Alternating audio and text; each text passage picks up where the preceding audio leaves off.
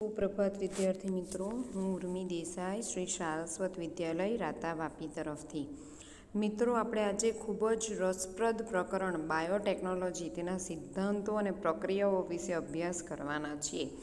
અત્યાર સુધી પ્રકરણ 8, 9 અને 10ની અંદર આપણે જોઈ ગયા કે કઈ રીતે સૂક્ષ્મજીવો આપણને હાનિકારક રોગો કરે છે, કઈ રીતે આપણે વનસ્પતિ સંવર્ધન, પેશી સંવર્ધન કર્યું. 10મા પ્રકરણની અંદર આપણે જોયું કે કઈ રીતે સૂક્ષ્મજીવો આપણને ઉપયોગી છે. પણ હવે આ પ્રકરણની અંદર આપણે જોઈશું કે આ સૂક્ષ્મજીવોને આપણે આપણી ઈચ્છા અનુસાર કેવી રીતે રૂપાંતરિત કરી શકીએ છીએ અને આપણને જોઈતી પ્રોડક્ટ્સ, આપણને જોઈતી નીપજ, દવાઓ, પ્રોટીન, ખાદ્ય પદાર્થો કેવી રીતે આપણે માઇક્રો ઓર્ગેનિઝમ એટલે કે સૂક્ષ્મજીવો પાસે બનાવડાવી શકીએ છીએ, અથવા તો આપણા ઈચ્છિત જનીનો ડીએનએમાંથી આપણા ઈચ્છિત જનીનો બીજા સજીવની અંદર કઈ રીતે દાખલ કરી શકીએ છીએ. તો બેઝિકલી આ ચેપ્ટર બાયોટેકનોલોજી સિદ્ધાંત અને પ્રક્રિયાઓ એ રીકોમ્બિનન્ટ ડીએનએ ટેકનોલોજી સાથે સંકળાયેલું છે, રીકોમ્બિનન્ટ ડીએનએ તકનીક સાથે સંકળાયેલું છે. હવે રીકોમ્બિનન્ટ ડીએનએ ટેકનોલોજી એટલે શું? રીકોમ્બિનેશન એટલે તમને ખબર હશે, પુનઃ સંયોજન. બે વસ્તુઓને ભેગી કરવી અને સંયોજન થાય એને આપણે કહીશું પુનઃ સંયોજન, બરાબર? એટલે કે રીકોમ્બિનેશન. તો આવું રીકોમ્બિનેશન આપણે આ પ્રકરણમાં શેનું ભણવાના છે? તો કે ડીએનએનું. બે ડીએનએને એકબીજા સાથે જોડો, એટલે કે મનુષ્યના ડીએનએને સાથે બેક્ટેરિયાનું ડીએનએ જોડો, અથવા તો બેક્ટેરિયાના ડીએનએના સાથે મનુષ્યનું ડીએનએ જોડો. આવું કોઈ પણ બે સજીવોનું ડીએનએ જ્યારે જોડવામાં આવે ત્યારે એને રીકોમ્બિનન્ટ ડીએનએ કહેવાય, અને એના માટે વપરાતી પ્રોસેસને કહેવાય રીકોમ્બિનન્ટ ડીએનએ ટેકનોલોજી. તો ચાલો શરૂઆત કરીએ પ્રકરણની. જૈવ તકનીકી એટલે કે બાયોટેકનોલોજી જે સજીવો અથવા તો તેઓમાંથી પ્રાપ્ત થતા ઉત્સેચકોનો ઉપયોગ કરી મનુષ્ય માટે ઉપયોગી નીપજો, ઉપયોગી પ્રક્રિયાઓનું ઉત્પાદન કરવાની તકનીકી સાથે સંકળાયેલી છે. આ અર્થમાં દહીં, બ્રેડ અથવા વાઇનની બનાવટ કે જે સૂક્ષ્મજીવો દ્વારા સંપન્ન પ્રક્રિયાઓથી બને છે તેને પણ બાયોટેકનોલોજીના સ્વરૂપ તરીકે વિચારવામાં આવે છે. વર્તમાન સમયમાં સીમિત અર્થમાં બાયોટેકનોલોજીને જોવામાં આવે તો તેમાં એ પ્રક્રિયાઓ આવે છે જેમાં ઉપયુક્ત પદાર્થોના વધારે માત્રામાં ઉત્પાદન માટે જનીન પરિવર્તિત સજીવોનો ઉપયોગ કરવામાં આવે છે. વર્તમાન સમયમાં એટલે કે હાલના સમયમાં બાયોટેકનોલોજીનો ઉપયોગ આપણે શેના માટે કરીએ? તો કે કોઈપણ પદાર્થનું વધારે માત્રામાં ઉત્પાદન કરવા માટે આપણે જનીન પરિવર્તિત સજીવો એટલે કે જીનેટિકલી મોડિફાઈડ ઓર્ગેનિઝમ્સનો ઉપયોગ કરીશું. જેનું જનીન ડીએનએ આપણે બદલી નાખ્યું છે એવા સજીવોનો આપણે ઉપયોગ કરીશું. આગળ જતાં અનેક પ્રક્રિયાઓ, તકનીકીઓનો સમાવેશ બાયોટેકનોલોજીમાં કરવામાં આવ્યો છે. ઉદાહરણ તરીકે ઇનવિટ્રો ફલન દ્વારા ટેસ્ટ ટ્યુબ બેબીનું નિર્માણ આ પણ એક પ્રકારની બાયોટેકનોલોજી છે. જનીનનું સંશ્લેષણ અને તેનો ઉપયોગ, ડીએનએની રસી અથવા ક્ષતિગ્રસ્ત જનીનની સુધારણા, આ બધા બાયોટેકનોલોજીનો જ ભાગ છે. આજે આપણે વાત કરી ટેસ્ટ ટ્યુબ બેબી પ્રકરણ 4 પ્રજનનિક સ્વાસ્થ્યમાં આપણે ભણી આવ્યા આઈવીએફ, જીઆઈએફટી, ઝેડઆઈએફટી બધી ટેકનિકો, રાઈટ? જનીનોનું સંશ્લેષણ અને તેનો ઉપયોગ પ્રકરણ 5 અને પ્રકરણ 6માં આપણે ડીએનએને ખૂબ જ સારી રીતે સમજ્યા, અને ડીએનએની એક શૃંખલામાંથી કઈ રીતે આપણે લેબોરેટરીમાં એની 2થી વધારે શૃંખલાઓ અથવા તો એની હજારો મિલિયન કોપીઝ બનાવી શકીએ એ પણ આપણે જોયું, અને ડીએનએની રસી કઈ રીતે બનાવી શકાય એ પણ આપણે પ્રકરણ 8ની અંદર છેલ્લે ઇમ્યુનાઇઝેશન, રસીકરણ અને રોગપ્રતિકારકતા વગેરે જેવા ટોપિકની અંદર ચર્ચા કરી હતી. અને ક્ષતિગ્રસ્ત જનીનની સુધારણા એટલે કે જો આપણા અંદર ડીએનએમાં કંઈક ખામી આવે તો આપણે હ્યુમન જીનોમ પ્રોજેક્ટની વાત કરેલી કે આપણે કયા ડીએનએમાં ક્યાં ખામી છે એના આધારે પણ એની સુધારણા માટે નવી નવી ટેકનિક્સ, પ્રોસેસનો ઉપયોગ કરી શકીએ છીએ. તો આ બધું બાયોટેકનોલોજીના કારણે શક્ય બન્યું છે. યુરોપિયન બાયોટેકનોલોજી સંગઠન યુએફબી, આનું પૂર્ણ નામ તમારે યાદ રાખવાનું છે, યુરોપિયન ફેડરેશન ઓફ બાયોટેકનોલોજી દ્વારા બાયોટેકનોલોજીની વ્યાખ્યા આપવામાં આવેલી છે, જેમાં પરંપરાગત અભિગમ અને આધુનિક આણ્વીય બાયોટેકનોલોજીનો સમાવેશ થાય છે. આપણે જે વર્ષોથી ટેકનિકો વાપરતા આવ્યા છે તે અને આધુનિક વિજ્ઞાનનો સમન્વય કરીને આપણે બાયોટેકનોલોજીનો વિકાસ કર્યો છે. તો બાયોટેકનોલોજીની વ્યાખ્યા શું થાય? તો કે નિપજો અને સેવાઓ માટે પ્રાકૃતિક જીવ વિજ્ઞાન અને સજીવો કોષો તેમના ભાગો તથા આણ્વીય અનુરૂપતાનું સંચાલન આપણી નિપજો અથવા તો આપણી સેવાઓ મેળવવા માટે જીવ વિજ્ઞાનની અંદર સજીવો કોષો તેમના ભાગો અથવા તો તેમને આણ્વીય સ્તરે અનુરૂપતા કરીને એટલે કે આણ્વીય સ્તરેની અંદર અનુકૂલન કેળવીને એનું સંચાલન કરીને આપણને જોઈતી જરૂરિયાતો આપણે એમની પાસે બનાવડાવી શકીએ. એ જે વિજ્ઞાન છે અથવા તો સાયન્સ છે એને આપણે કહીશું બાયોટેકનોલોજી. હવે બાયોટેકનોલોજીના સિદ્ધાંતમાં મુખ્ય 2 સિદ્ધાંત ઉપર બાયોટેકનોલોજી કાર્ય કરે છે. એ છે જીનેટિક એન્જિનિયરિંગ, જનીનિક ઇજનેરી વિદ્યા અને જૈવ પ્રક્રિયા ઇજનેરી એટલે કે બાયોપ્રોસેસ એન્જિનિયરિંગ. આ 2 પ્રક્રિયાના આધારે જ બાયોટેકનોલોજી કાર્ય કરી શકે અને આપણે રિકોમ્બિનન્ટ ડીએનએ બનાવી શકીએ. તો આ જનીન ઇજનેરી અથવા તો બાયોપ્રોસેસિંગ એન્જિનિયરિંગ શું છે? તો કે ફર્સ્ટ વન, જનીન ઇજનેરી અથવા તો જીનેટિક એન્જિનિયરિંગ. આ ટેકનોલોજી દ્વારા આનુવંશિક દ્રવ્યો ડીએનએ અને આરએનએના રસાયણમાં પરિવર્તન પ્રેરીને તેને આપણે યજમાન કોષમાં પ્રવેશ કરાવી શકીએ અને યજમાન સજીવના બાહ્ય સ્વરૂપ પ્રકારમાં ફેરફાર પ્રેરવામાં આવે. એટલે કે ઉદાહરણ તરીકે હું મારું ડીએનએ છૂટું પાડું છું અને મારા ડીએનએનો કોઈ એક ટુકડો હું ઈ કોલીની અંદર દાખલ કરું તો ઈ કોલીના સજીવનું બાહ્ય સ્વરૂપ બદલાશે કારણ કે એની અંદર જીનોટાઈપ બદલાયું. આપણે આપણું ડીએનએ એની અંદર નાખ્યું એટલે આપણા ડીએનએના જનીનો એની અંદર કાર્ય કરશે. એટલે જનીન ઇજનેરી વિદ્યા દ્વારા આપણે ડીએનએના અણુઓને આવી રીતે છૂટા પાડી શકીએ, અલગીકરણ કરી શકીએ. એના નાના નાના ટુકડાઓને ઇચ્છિત જનીનોને આપણે બીજા સજીવની અંદર દાખલ કરી શકીએ અને બીજા સજીવની અંદર એ આપણા જનીનને આપણે વ્યક્ત કરાવી શકીએ.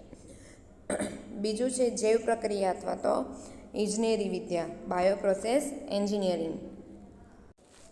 રસાયણ ઇજનેરી પ્રક્રિયાઓમાં માત્ર ઇચ્છિત સૂક્ષ્મજીવો સુકોષ કેન્દ્રી કોષોની જંતુરહિત જાળવણી કરીને વૃદ્ધિ કરાવવા વધુ માત્રામાં બાયોટેકનોલોજીકલ નિપજ જેવી કે એન્ટીબાયોટિક, રસીઓ, ઉત્સેચકો વગેરેનું નિર્માણ કરવામાં આવે છે.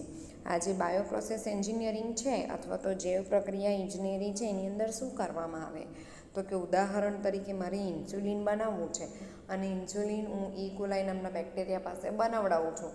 તો હું ઈ કોલાઈને જ્યાં ઉછેર કરીશ લેબોરેટરીની અંદર કે ઇન્ડસ્ટ્રીના પ્રોડક્શન પ્લાન્ટની અંદર, તો ત્યાં મને સ્થિતિ કેવી જોઈએ તો કે એકદમ જંતુરહિત સ્ટરાઇલ કન્ડિશન જોઈએ. તો જ મારા ઈ કોલીને હું ઉછેર કરી શકીશ અને મારી ઈચ્છિત નિપજ મેળવી શકીશ. કારણ કે તમે જાણો જ છો કે આ સૂક્ષ્મજીવો હવા, પાણી, જમીન, તમારા શરીર ઉપર બધે જ હાજર છે. તો હું જ્યારે ઈ કોલીનો ઉછેર કરું તો બની શકે કે મારા શરીરમાંના માઇક્રો ઓર્ગેનિઝમ સૂક્ષ્મજીવો પણ ત્યાં ઉછેર પામી શકે અથવા તો વાતાવરણમાંના સૂક્ષ્મજીવો પણ ઈ કોલીની સાથે સાથે ઉછેર પામે. તો મારું જે ઇન્સ્યુલિન ઈ કોલી બનાવવાના હતા તો ઈ કોલીની સાથે તો બીજા બેક્ટેરિયા આવી ગયા હતા. એટલે મારી જે નિપજ બનવાની હશે એ બનશે નહીં અથવા તો જો બને તો એ મને જેવી જોઈએ છે એવી બનશે નહીં. એટલે બાયોપ્રોસેસ એન્જિનિયરિંગવાળા શું કરે તો કે તમે જ્યાં પણ આ રિકોમ્બિનન્ટ ડીએનએ ટેકનોલોજી કરવાના છો એ આખું પ્લાન્ટ, આખી લેબોરેટરી એને જંતુમુક્ત રાખવાની, દરેક પ્રોસેસની અંદર વપરાતા ઇક્વિપમેન્ટ, સાધનોને જંતુમુક્ત રાખવાના, આ બધા કાર્યો તમે જે મશીનો વાપરશો એમાં એ બધાને જંતુમુક્ત રાખવાના, એ બધાનું હેન્ડલિંગ, એ બધાનું સંચાલન આ જનીન જૈવ પ્રક્રિયા ઇજનેરી વિદ્યા એટલે કે બાયોપ્રોસેસ એન્જિનિયરિંગના સાથે સંકળાયેલા લોકો કરે છે. ચાલો આપણે હવે જનીન વિદ્યાના સિદ્ધાંતના સંકલ્પનાત્મક વિકાસને સમજીએ. આપણે જોયું કે જનીન ઇજનેરી, જીનેટિક એન્જિનિયરિંગ અને બાયોપ્રોસેસિંગ એન્જિનિયરિંગ વાપરીને આપણે રિકોમ્બિનન્ટ ડીએનએ ટેકનોલોજી યુઝ કરીને આપણી ઈચ્છિત નિપજ મેળવી શકીએ. તો આવું આપણે કઈ રીતે કરી શકીએ એની સંકલ્પના એટલે કે બેઝિક રૂપરેખા શું છે એ આપણે જોઈએ. સંભવતઃ તમે અલિંગી પ્રજનનની સાપેક્ષમાં લિંગી પ્રજનનના ફાયદા વિશે જાણતા હશો. આપણને ખબર છે અલિંગી પ્રજનન અને લિંગી પ્રજનનના ફાયદા અને ગેરફાયદા. અલિંગી પ્રજનનમાં એકનું એક લક્ષણ સંતતિની અંદર ઉતરી આવશે અને એમાં કોઈ ભિન્નતા ઉત્પન્ન થશે નહીં. જ્યારે કે લિંગી પ્રજનનની અંદર દર પેઢીએ ભિન્નતા સર્જાવાના ચાન્સીસ છે. તો લિંગી પ્રજનન એ ભિન્નતા સર્જે જેના કારણે સજીવ વાતાવરણ સાથે અનુકૂલન સાધી શકે, જ્યારે અલિંગી પ્રજનનમાં ભિન્નતા ના સર્જાય પણ એકનું એક લક્ષણ ઘણી બધી સંતતિઓ સુધી વહન પામ્યા કરશે. લિંગી પ્રજનન અજોડ આનુવંશિક વ્યવસ્થાના સંયોજનોની રચના તથા ભિન્નતા માટે તકો પૂરી પાડે છે. તેમાંના કેટલાક સજીવ તથા વસ્તી માટે ફાયદાકારક હોઈ શકે. અલિંગી પ્રજનન આનુવંશિક માહિતીને પરિરક્ષિત કરી પેઢી દર પેઢી જાળવી રાખે છે, જ્યારે લિંગી પ્રજનન દ્વારા ભિન્નતા ઉદ્ભવે છે. અલિંગી પ્રજનનમાં શું થાય તો કે આનુવંશિક માહિતી એટલે કે પિતૃઓ પાસેથી મળતી માહિતી એ સંતતિઓની અંદર વર્ષો સુધી સચવાયેલી રહે છે. એક સંતતિમાંથી બીજીમાંથી ત્રીજીમાં એમ સતત એ વહન પામ્યા કરશે. તેમાંના કેટલાક સજીવ તથા વસ્તી માટે ફાયદાકારક હોઈ શકે. લિંગી પ્રજનનમાં ભિન્નતા સર્જાય, જે ભિન્નતા સજીવ અને વસ્તી માટે ફાયદાકારક હોઈ શકે. પરંપરાગત સંકરણની પદ્ધતિઓ કે જે વનસ્પતિઓ તથા પ્રાણીઓના સંવર્ધનમાં ઉપયોગી છે, તેના દ્વારા કેટલીક વખત ઇચ્છિત જનીનોની સાથે અનિચ્છિત જનીનોનો પણ સમાવેશ થાય અને તેનું ગુણન થઈ જાય છે, એટલે કે તે પણ પેઢી દર પેઢી આગળ વધે છે. આવી ક્ષતિઓ દૂર કરવા માટે જનીન ઇજનેરીમાં જનીન ક્લોનિંગ અને જનીન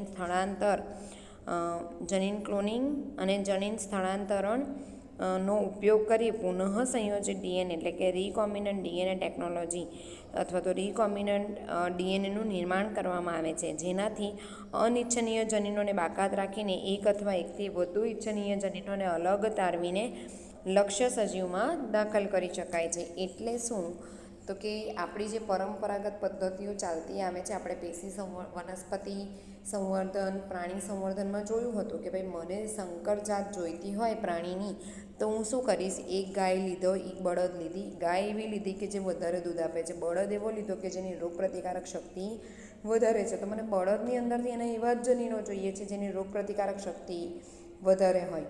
તો સાથે સાથે બળદ પાસે બધા અનિચ્છનીય જનીનો પણ છે જે મને જોઈતા નથી. તો જો આપણે સામાન્ય રીતે સંકરણ યોજીએ તો અનિચ્છનીય લક્ષણો પણ આવનારી સંતતિમાં આવવાના ચાન્સ છે. તો રીકોમ્બિનન્ટ ડીએનએ ટેકનોલોજીની મદદથી હું શું કરી શકું તો કે બળદના જે શુક્રકોષો છે એમાંથી એવો શુક્રકોષ પસંદ કરીશ જેની અંદર મારા ઈચ્છાના જનીનો છે, બરાબર. એ જનીનોને છૂટા પાડીને હું જ્યારે ગાય છે એ ગાયના અંડકોષ સાથે એવા શુક્રકોષનું ફલન કરાવીશ જેમાં મારા ઈચ્છિત જનીનો છે, જેના કારણે આવનારી સંતતિની પાસે ફક્ત ઈચ્છિત જનીનોના જ લક્ષણો હશે, અનિચ્છિત લક્ષણો આવશે નહીં, બરાબર. તો એ જે છે એને આપણે એ જે પ્રક્રિયા છે જનીનને આવી રીતે છૂટું પાડવાની અને બીજા જનીનની અંદર એને જોઈન્ટ કરવાની, બીજા ડીએનએ સાથે એને જોડાણ કરવાની. તો એક સજીવમાંથી બીજા સજીવમાં એને લઈ જઈએ તો એને કહેવાય જનીન સ્થળાંતરણ, અને બીજા સજીવની અંદર બહારથી લાવેલા ડીએનએનું બીજા સજીવની અંદર જોડાણ કરીએ તો એને કહેવાય છે જનીન ક્લોનિંગ. શું તમે જાણો છો કે ડીએનએનો ટુકડો વિજાતીય સજીવોમાં સ્થાનાંતરિત કરવામાં આવે છે? વિજાતીય સજીવો એટલે કે બંને સજીવોની જાતિ અલગ અલગ હોય. ઉદાહરણ તરીકે માણસનું ડીએનએ બેક્ટેરિયામાં, તો બંને તો જાતિ જ અલગ, પેલા બેક્ટેરિયા છે અને આ મનુષ્ય જાતિ છે. તો કોઈ એક વનસ્પતિનું જનીન અથવા તો કોઈ એક બેક્ટેરિયાનું જનીન આપણે વનસ્પતિની અંદર દાખલ કરીએ અથવા તો કોઈ વાયરસનું જનીન આપણે પ્રાણીની અંદર દાખલ કરીએ, તો આવું જ્યારે બે જાતિઓ અલગ અલગ હોય ત્યારે પણ એક જાતિનું ડીએનએ આપણે બીજા જાતિની અંદર નાખી શકીએ છીએ. એને આપણે વિજાતીય સજીવોમાં જનીન સ્થળાંતરણ એવું કહીશું. તેનું ભવિષ્ય શું છે? મોટાભાગે ડીએનએનો ટુકડો સજીવના બાળકોષમાં સ્વયંજનન પામવાની ક્ષમતા ધરાવતો નથી. આપણે કોઈ બીજા સજીવનું ડીએનએ કોઈ બીજા સજીવની અંદર નાખીએ તો મોટાભાગે આ ડીએનએનો ટુકડો આપણે નાખી દઈશું. સપોઝ કે મારો ડીએનએનો ટુકડો ઇકોલીની અંદર નાખી દીધો, તો તમે ખાલી ઇકોલીમાં એને નાખી દો એટલે એ સ્વયંજનન પામી શકતો નથી. પરંતુ જ્યારે તે ઇકોલીના એટલે કે ગ્રાહીના જનીનો સાથે જોડાય છે ત્યારે તે વિભાજન પામીને યજમાન ડીએનએ સાથે આનુવંશિક બની જાય છે. એટલે મારું ડીએનએ હું ઇકોલીના કોષમાં એમ જ નાખી દઈશ તો એ લક્ષણો પ્રદર્શિત કરશે નહીં. પણ ઇકોલીના ડીએનએની સાથે મારું ડીએનએ જોડી દઈશ તો જ્યારે પણ ઇકોલી પોતાના ડીએનએનું સ્વયંજનન કરશે સાથે સાથે મારા ડીએનએનું સ્વયંજનન પણ થશે. પરંતુ જ્યારે તે ગ્રહીના જનીનો સાથે જોડાય ત્યારે તે વિભાજન પામીને યજમાન ડીએનએ સાથે આનુવંશિક બની જાય છે, કારણ કે આ વિદેશી ડીએનએનો ટુકડો રંગસૂત્રનો એક ભાગ બની જાય છે જેની પાસે સ્વયંજનનની ક્ષમતા હોય છે. રંગસૂત્રમાં ડીએનએનો એક વિશિષ્ટ ક્રમ આવેલો હોય છે જેને સ્વયંજનનની ઉત્પત્તિ કહેવાય છે. જે કોઈ પણ રંગસૂત્ર હોય એ રંગસૂત્રની અંદર એટલે કે ડીએનએની અંદર આપણે સ્વયંજનનમાં ભણ્યા હતા કે ભાઈ ડીએનએનું સ્વયંજનન ચાલુ થાય 5' છેડા ઉપરથી, તો એ 5' છેડા ઉપર હંમેશા સ્વયંજનનની ઉત્પત્તિ નામના જનીનો હશે જે ડીએનએનું સ્વયંજનન ચાલુ કરાવવા માટે જવાબદાર છે. એટલે મારું ડીએનએ જ્યારે હું ઇકોલીની અંદર નાખું તો ઇકોલીના ડીએનએની પાસે સ્વયંજનનની ઉત્પત્તિ નામનું સ્થાન હોવું જોઈએ, તો જ એ એનું ડીએનએ ડબલ કરે ત્યારે સાથે સાથે મારું ડીએનએ પણ ડબલ કરશે. અને આ વિદેશી ડીએનએનો ટુકડો તેના રંગસૂત્રોનો એક ભાગ બની જાય છે જેની પાસે સ્વયંજનનની ક્ષમતા હોય છે. અને સ્વયંજનનની ઉત્પત્તિ નામનો જે ભાગ છે એ સ્વયંજનનના પ્રારંભ માટે જવાબદાર છે. આથી તે માટે કોઈપણ સજીવમાં વિદેશી ડીએનએના ટુકડાના ગુણન માટે તે રંગસૂત્ર અથવા તો રંગસૂત્રનો ભાગ હોવો આવશ્યક છે જે એક વિશિષ્ટ શૃંખલા ધરાવે છે જેને સ્વયંજનનની ઉત્પત્તિ તરીકે ઓળખાય છે. જ્યારે તમે કોઈ ડીએનએ ઇકોલીની અંદર દાખલ કરો, વિદેશી ડીએનએ ઇકોલીની અંદર દાખલ કરો ત્યારે એને સ્વયંજનનની ઉત્પત્તિના સ્થાન પાસે જોડાણ કરાવવું જરૂરી છે. અને તમે ઇકોલીમાં દાખલ કરો તો ઇકોલી પાસે એના ડીએનએમાં સ્વયંજનનની ઉત્પત્તિ નામનું સ્થાન હોવું જરૂરી છે. આથી આ વિદેશ ડીએનએનો ટુકડો યજમાન સજીવમાં આપમેળે સ્વયંજનન તેમજ ગુણન પામે છે. અને આ પ્રક્રિયાને જીન ક્લોનિંગ કહેવાય અથવા કોઈપણ ટેમ્પલેટ ડીએનએની એકસરખી અનેક નકલોનું નિર્માણ પણ કહી શકાય. આપણા કોષો 24 કલાકમાં કોષ વિભાજન પૂરું કરે, એટલે કે 24 કલાકના અંતે એક કોષમાંથી 2 કોષ બને. જ્યારે ઇકોલી જેવા કોષો 20 જ મિનિટમાં ડબલ થઈ જાય. એક ઇકોલીનો કોષ લો તો 20 મિનિટમાં 1માંથી 2 થઈ જાય, 40 મિનિટમાં 2માંથી 4 થઈ જાય. એટલે આપણે ઇકોલીની અંદર કે આવા સૂક્ષ્મજીવોની અંદર જ્યારે આપણે ડીએનએનું સ્થળાંતરણ કરીએ તો એ ડીએનએની ઘણી બધી નકલો એકસાથે આપણે બનાવી શકીએ છીએ. હવે એક કૃત્રિમ રિકોમ્બિનન્ટ ડીએનએ અણુના નિર્માણની પ્રથમ ઘટનાનો અભ્યાસ કરીશું. આપણે રિકોમ્બિનન્ટ ડીએનએ બનાવવું હોય તો સૌથી પહેલાં શું કરી શકીએ એ આપણે જોઈશું. પ્રથમ રિકોમ્બિનન્ટ ડીએનએનું નિર્માણ સાલ્મોનેલા ટાઇફિમ્યુરિયમના અસલ પ્લાઝમિડ માં એન્ટીબાયોટિક પ્રતિરોધી જનીનના ટુકડાને જોડીને થઈ શક્યું. સૌથી પહેલાં આપણે રિકોમ્બિનન્ટ ડીએનએ અથવા તો પુનઃસંયોજિત ડીએનએ કેવી રીતે બનાવ્યું તો કે સાલ્મોનેલા ટાઇફિમ્યુરિયમ નામના બેક્ટેરિયાની અંદર પ્લાઝમિડ હોય છે. પ્લાઝમિડ એટલે વધારાનું ડીએનએ. આ પ્લાઝમિડમાં એન્ટીબાયોટિક પ્રતિરોધક જનીન આવેલા છે જ્યાં આપણે વિદેશી ડીએનએ જોઈન્ટ કર્યું અને આપણે રિકોમ્બિનન્ટ ડીએનએ બનાવી શક્યા. સ્ટેનલી કોહેન અને હર્બર્ટ બોયરે 1972માં આ કાર્ય એન્ટીબાયોટિક પ્રતિરોધક જનીનના અલગીકરણ દ્વારા સંપન્ન કર્યું. જે માટે તેમણે પ્લાઝમિડમાંથી ડીએનએનો ટુકડો કાપ્યો જેમાં એન્ટીબાયોટિક પ્રતિરોધકતા પ્રદાન કરવા માટેના જનીનો હતા. જે આણ્વીય કાતર તરીકે ઓળખાતા રેસ્ટ્રિક્શન ઉત્સેચકોની શોધથી ડીએનએની વિશિષ્ટ જગ્યાએથી કાપવાનું શક્ય બન્યું. કાપેલા ડીએનએના ટુકડાને પ્લાઝમિડ સાથે જોડવામાં આવે છે. એટલે શું?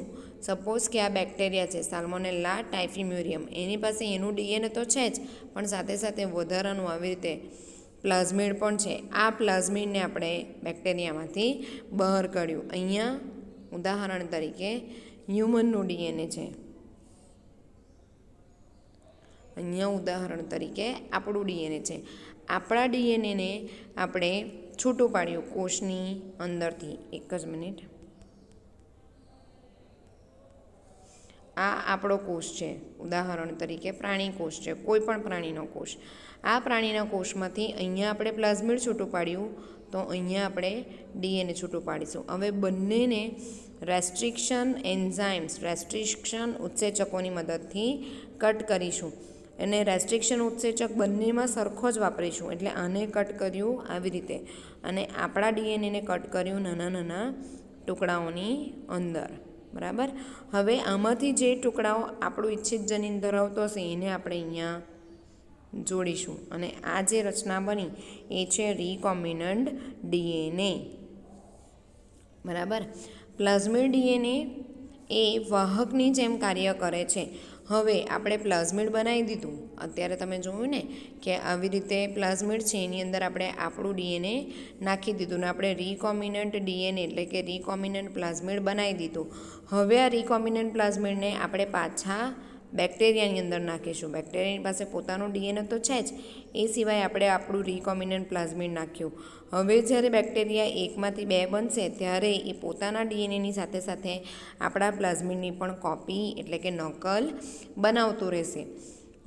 પ્લાઝમિડ ડીએનએ વાહકની જેમ કાર્ય કરે છે જે તેની સાથે જોડાયેલા ડીએનએને સ્થાનાંતરિત કરે છે. સંભવતઃ તમે જાણો છો કે મચ્છર કીટવાહક તરીકે વર્તીને મલેરિયાના પરોપજીવીને મનુષ્યમાં સ્થાનાંતરિત કરે છે. મલેરિયા નામનો રોગ આપણે ભણીએ ને પ્રકરણ 8માં, તો મચ્છર શું કરે તો કે એના ગટની અંદર આંત્રમાર્ગની અંદર પ્લાઝ્મોડિયમ નામના પ્રજીવ છે. એ પ્લાઝ્મોડિયમ નામના પ્રજીવ એ આપણા શરીરની અંદર ફક્ત સ્થાનાંતરિત કરે છે, મોકલે છે. કરડે ત્યારે એની સલાઈવા એના લાળ રસમાંથી એ પ્લાઝ્મોડિયમ આપણા શરીરમાં દાખલ થાય છે. તો એવી જ રીતે પ્લાઝમિડ આપણે ખાલી ઈ કોલીમાં દાખલ કે બીજા કોઈ બેક્ટેરિયામાં દાખલ કરી દેવાનું છે, જેથી કરીને એ બેક્ટેરિયા જ્યારે પોતાનું સ્વયંજનન કરે, પોતે એકમાંથી બે થાય, કોષ વિભાજન કરે, ત્યારે સાથે સાથે આપણા ડીએનએને પણ એ એકમાંથી બે બનાવે, આપણા પ્લાઝમિડને પણ એકમાંથી બે બનાવે.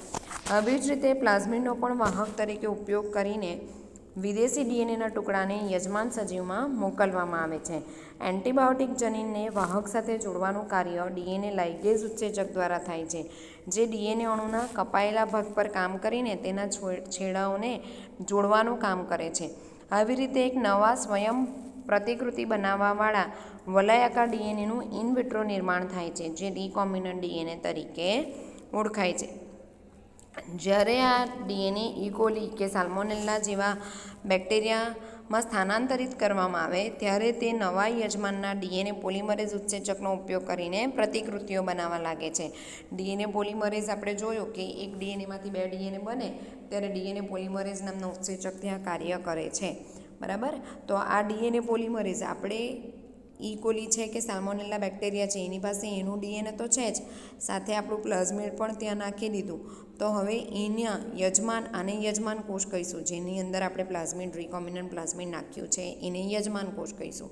આ યજમાન કોષની અંદર હવે જે ડીએનએ પોલિમરેઝ છે એનો ઉપયોગ કરીને આ પ્લાઝમિડ પણ એકમાંથી બે બનશે અને આ ડીએનએ પણ એકમાંથી બે બનશે અને એક પિતૃકોષમાંથી ફરી પાછા બે બાળકોષ સર્જાશે. ઈ કોલીમાં એન્ટીબાયોટિક અવરોધક જનીનની અનેક નકલો બનાવવાની ક્ષમતાને ઈ કોલીમાં એન્ટીબાયોટિક જનીનનું ક્લોનિંગ કહેવાય છે. તમે જ્યારે કોઈ પણ પ્લાઝમિડ વાપરો ત્યારે એ પ્લાઝમિડની અંદર એની પાસે એન્ટીબાયોટિક પ્રતિરોધકતા હોવી જોઈએ. હવે એન્ટીબાયોટિક પ્રતિરોધકતા એટલે શું? એન્ટીબાયોટિક ઘણા બધા છે, એમ્ફિસિલિન, ટેટ્રાસાઇક્લિન, પેનિસિલિન, ક્લોરામ્ફેનિકોલ, નિઓમાઇસિન. આપણે પ્રકરણ 10ની અંદર જોઈ ગયા કે સૂક્ષ્મજીવો દ્વારા એન્ટીબાયોટિક કેવી રીતે ઉત્પન્ન કરી શકાય. બરાબર. તો આ એન્ટીબાયોટિક શું છે તો કે એનો આપણે બેક્ટેરિયાની સામે કે અન્ય સજીવો, અન્ય રોગકારકોની સામે ઉપયોગ કરીએ છીએ તેમને મારવા માટે, આપણા રોગની સારવાર માટે.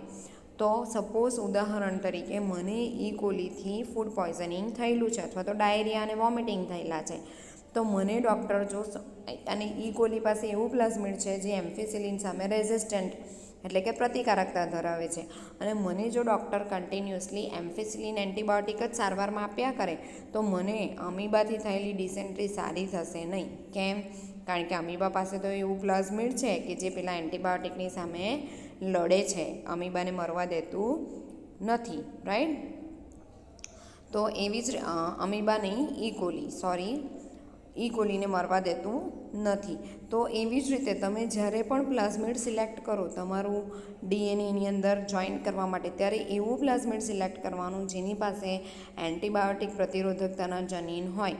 તો આપણે આ પ્રકરણમાં હજી જોઈશું કે પ્લાઝમિડ પાસે એન્ટીબાયોટિકના પ્રતિરોધકતાના જનીન હોય તો જ આપણે શોધી શકીએ કે ભાઈ આપણું ડીએનએ પ્લાઝમિડની અંદર જોઈન્ટ થયું છે કે નહીં.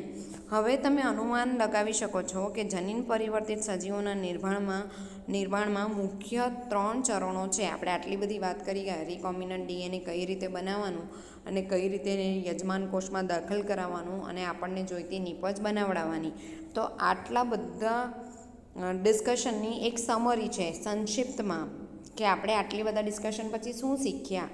તો કે બાયોટેકનોલોજી અથવા તો રિકોમ્બિનન્ટ ટેકનોલોજી મુખ્ય 3 ચરણમાં જોવા મળે છે. પહેલું, ઇચ્છિત જનીનયુક્ત ડીએનએની ઓળખ. તમારે કયા ડીએનએનો ટુકડો પ્લાઝમિડમાં નાખવો છે તો તમારે તમારું ડીએનએ આઇસોલેટ કરવું પડે, અલગીકરણ કરવું પડે, ડીએનએનો અભ્યાસ કરવો પડે અને શોધવું પડે કે તમારે ઇન્સ્યુલિન બનાવવું છે તો ઇન્સ્યુલિનનું જનીન તમારા ડીએનએ ઉપર ક્યાં આવેલું છે. એને છૂટું પાડો, એને ઇલેક્ટ્રોફોરેસિસ કરાવો, એને રેસ્ટ્રિક્શન એન્ઝાઇમથી કટ કરો. કટ કર્યા પછી ઓળખાણ પામેલા ડીએનએનો યજમાનમાં પ્રવેશ કોલીની અંદર દાખલ કરવાના છો તો કઈ રીતે કરશો.